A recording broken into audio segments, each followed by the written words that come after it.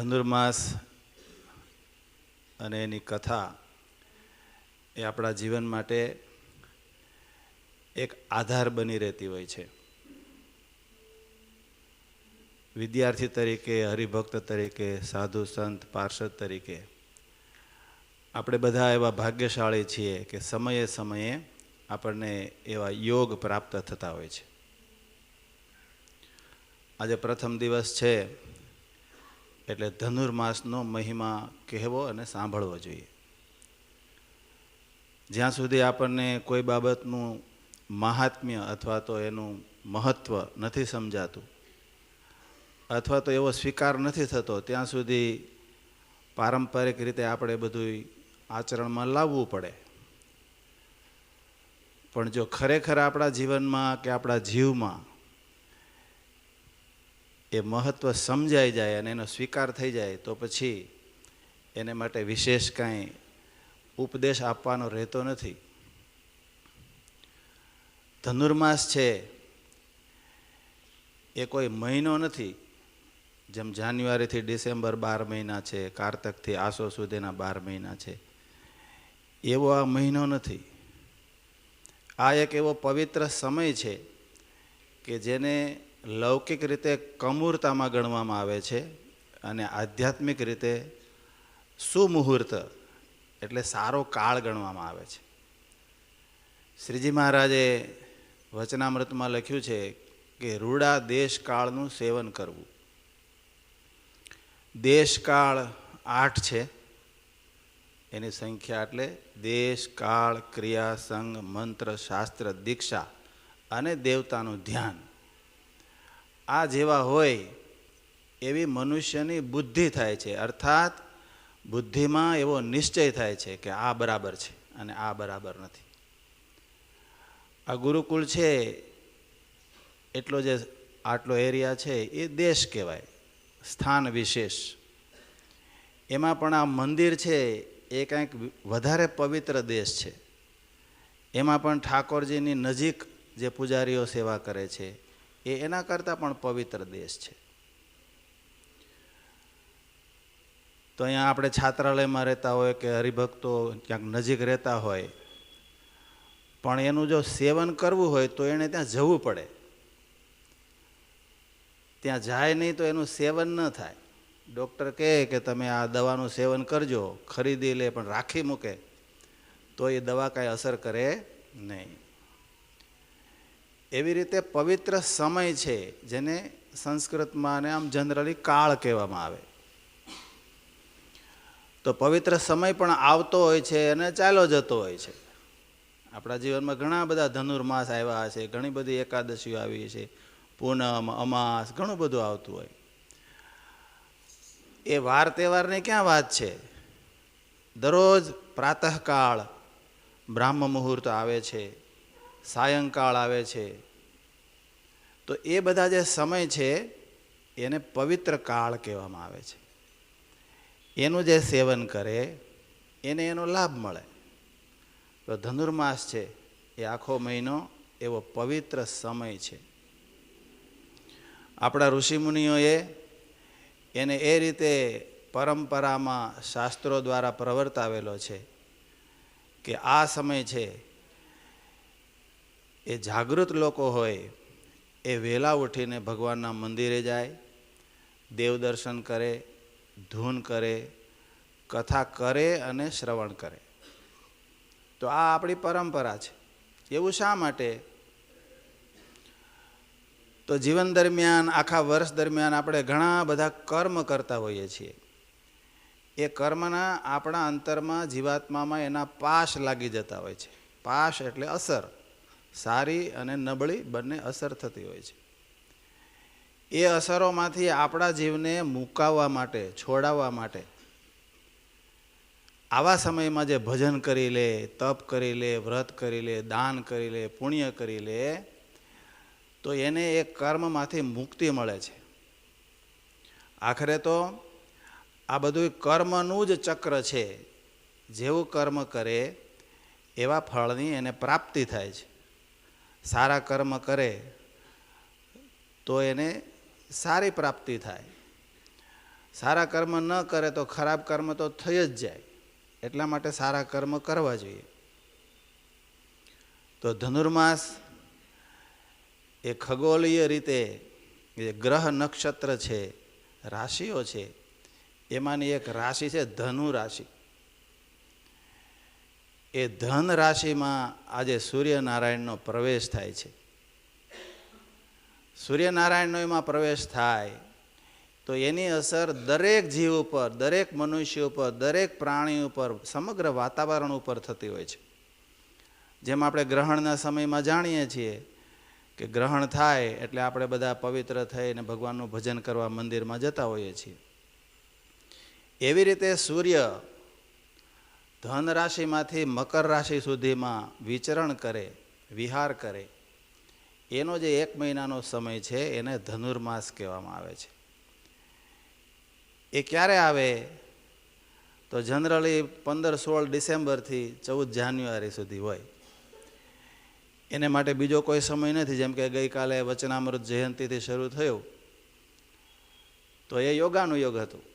વચનામૃત જયંતિથી શરૂ થાય એવું નહીં, પણ જનરલી માગશર અને પોષ એ અડધા અડધા હોય સામાન્ય રીતે.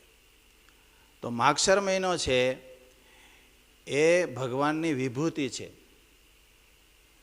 ભગવાને ગીતામાં કીધું છે કે માસાના માર્ગ શીર્ષોહમ. આ 12 મહિના છે, કારતક, માગશર, પોષ, મહા, પછી ફાગણ, ચૈત્ર, જેઠ, એમાં જે આ માગશર મહિનો છે ને એ સ્વયં ભગવાન કહે છે એ હું છું. સંસ્કૃતમાં માગશર મહિનાને માર્ગ શીર્ષ એમ કહેવામાં આવે. માર્ગ એટલે રસ્તો અને શીર્ષ એટલે શ્રેષ્ઠ. શ્રેષ્ઠ માર્ગ શું છે એ જાણવા માટેનો આ મહિનો છે. ભગવાનની વિભૂતિ છે એનો અર્થ શું છે કે આપણા જીવન માટે શ્રેષ્ઠ રસ્તો શું છે એ જેને જાણવું હોય, શીખવું હોય, સમજવું હોય એણે ધનુર્માસની કથા શ્રવણ કરવા આવવું. જેને ન જાણવું હોય તો એણે સૂતા રહેવું. સામાન્ય રીતે શિયાળાનો સમય છે એટલે બધાને પથારી, નિદ્રા દેવી એ બહુ જ પ્રિય લાગે. ઉઠવાનું જલ્દી મન ન થાય. ભગવાનને અને સંતોને ખબર હોય કે આ જીવ તો આળસુ છે, પડ્યો રહેશે, એટલા માટે એમણે આ એક પરંપરા, ધાર્મિક આધ્યાત્મિક પરંપરા એ પ્રવર્તાવી કે બધા વહેલા ઉઠે. જે હોશિયાર વિદ્યાર્થી હોય ને એ વહેલા ઉઠીને ધનુર્માસમાં અભ્યાસ કરે. ઝોલા ખાતા ખાતા નહીં હો. અહીંયા ઘણા કથા સાંભળતા સાંભળતા ઝોલા ખાય, અને એ ઝોલામાં જે મજા આવે ને એવી તો પથારીમાં ન મજા આવે. એટલે આ મહિનો છે ને એ જાગવાનો મહિનો છે, ભણવાનો મહિનો છે, અને ભજન સ્મરણ કથા વાર્તાનો મહિનો છે. એમ કરવાથી વ્યક્તિને શું પ્રાપ્ત થાય એ તો એ જ્યારે કરે ત્યારે ખબર પડે. આપણે ભણવાનો કાંઈ મહિમા ગમે એટલો કહીએ પણ ભણીએ નહીં ત્યાં સુધી કાંઈ માત્ર મહિમા સાંભળવાથી કાંઈ ના થઈ જાય. એટલા માટે આ ધનુર્માસ છે. ભગવાન પણ એમાં ભણવા ગયા હતા. ઉજ્જૈન સાંદીપની ઋષિના આશ્રમમાં પરમાત્મા શ્રી કૃષ્ણ નારાયણ, બળદેવજી એ પણ ભણવા ગયા હતા.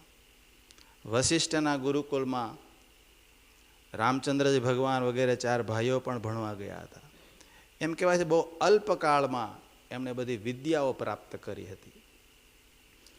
તો અત્યારનો જે આ સમય છે એ વિદ્યા પ્રાપ્તિ, સદ્વિદ્યા પ્રાપ્તિ, ભગવત પ્રાપ્તિ એનો આ ઉત્તમ મહિનો છે.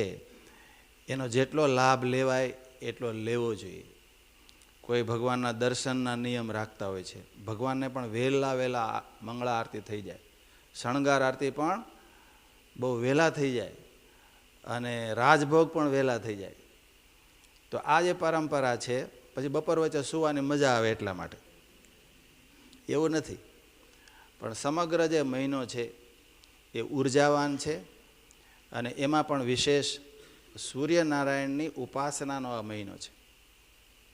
સૂર્યનારાયણ છે એ સાક્ષાત દેવ છે. આપણે એમ કહીએ કે દેવ કેવા હોય તો આપણે મૂર્તિઓ બતાવીએ તો બધાને એમ લાગે કે આ તો માણસોએ બનાવેલી છે, પથ્થરની છે, ધાતુની છે, પાષાણ કે ચિત્ર પ્રતિમા છે. પણ દેવ કેવા હોય એ જો બતાવવું હોય કોઈને તો એને સૂર્યનારાયણ સવારમાં ઉગતા હોય ને ત્યારે બતાવી દેજો આ દેવ. દેવ એટલે તેજસ્વી, જે તેજોમય છે. વચનામૃતની અંદર આવે છે કે સૂર્યનારાયણ છે ને એ પ્રત્યક્ષ પરમાત્મા છે. વિદ્યાર્થી અવસ્થામાં જે સાધકો છે એમના માટે પણ સૂર્યનારાયણની ઉપાસના બહુ આવશ્યક છે. ગાયત્રી મંત્ર છે એ સૂર્યનારાયણની ઉપાસનાનો જ મંત્ર છે. ઓમ ભૂર્ભુવ સ્વાહા તત્સવિતુર્વરેણ્યમ ભર્ગો દેવસ્ય ધીમહિ ધિયો યો નઃ પ્રચોદયાત. મારી બુદ્ધિને તેજસ્વી બનાવવા માટે હે પરમાત્મા તમે પ્રેરણા આપો.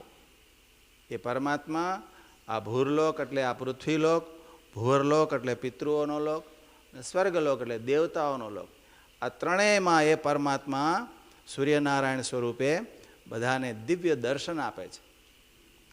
એમનું જે ઐશ્વર્ય છે, એમની અંદર જે તેજ છે એનું અમે ધ્યાન કરીએ છીએ. ધીમહિ એનું અમે ઉપાસન કરીએ છીએ, આરાધન કરીએ છીએ. એવા પરમાત્મા એની ઉપાસના કરીએ એટલે અમારી બુદ્ધિ છે તેજસ્વીના વધીતમસ્તુ. અમારી બુદ્ધિ છે એ એવી તેજસ્વી થાય કે જેનાથી આપણે જીવનમાં જે કરવા યોગ્ય છે એ જ આપણે કરીએ અને ન કરવા યોગ્ય છે એ આપણાથી થાય જ નહીં. એવી બુદ્ધિદાતા પરમાત્મા છે. એટલા માટે આપણે બોલીએ છીએ ને નમો નમઃ શ્રી હરયે બુદ્ધિદાય દયાવતે. એવા બુદ્ધિના આપનારા સૂર્યનારાયણ પણ છે. તો એવી સૂર્યનારાયણની ઉપાસના પણ વિદ્યાર્થીઓ ખાસ કરીને બ્રહ્મદેવતાઓ દરરોજ ગાયત્રી મંત્ર જપ કરતા હોય છે. તો આવા મહિનો છે ખૂબ ઉત્તમ છે. પણ ઉત્તમનો લાભ લેવા માટે એવા સ્થાનમાં, એવા સંતો પાસે, એવા શાસ્ત્રમાં સ્વાધ્યાય કરીને આપણા જીવનને આપણે ધન્ય બનાવવું જોઈએ. સહજાનંદ સ્વામી મહારાજની જય. ગુરુકુલ પરિવારની યુટ્યુબ ચેનલ શેર કરો, સબસ્ક્રાઈબ કરો, બેલ આઇકોન ઉપર ક્લિક કરતા રહો.